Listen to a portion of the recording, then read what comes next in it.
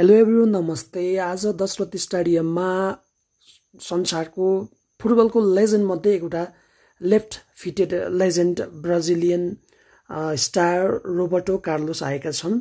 Roberto Carlos आफ्नो देशबाट नेपालको नेपाल सुपर लिगलाई इन्हेन्स गर्नको लागि आएका छन्। यद्यपि यो दर्शकको उपस्थितिले चाहिँ मलाई चाहिँ खिन्न लाग्यो है। तपाईहरुलाई कस्तो लाग्छ?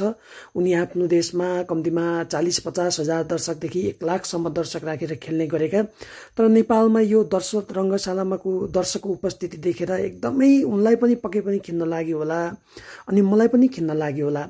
कम्तीमा आजको दिनमा नेपाल सुपर लिग चल्दाखेरि टिकटको पैसा नलिदिएको भए पनि आज 15-16 हजार दर्शकले त त्यहाँ हेर्थ्यो होला। उसलाई फुटबल प्रतिको क्रेज, त्यो माया, उसले आफ्नो पास्टलाई सम्झिन्थ्यो होला।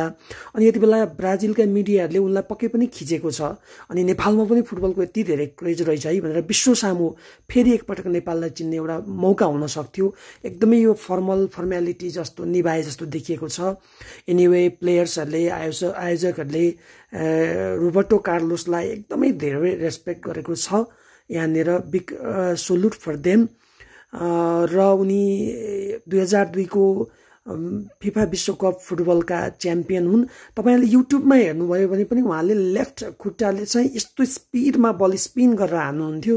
तपाई जादुमय तरिकाले बल हान्नुहुन्थ्यो। उहाँले रियल म्याड्रिडबाट खेल्नुहुन्थ्यो, 3 पटक च्याम्पियनशिप लिग, अनि त्यसपछिबाट कोपा रेल रे यस्ता प्रतियोगिताहरू जिताउनु भएको छ। एउटा लिभिङ लेजेन्ड नेपालमा आएको छ। It's a good news for Nepal हैन। Big respect to him and big respect to Nepal super league.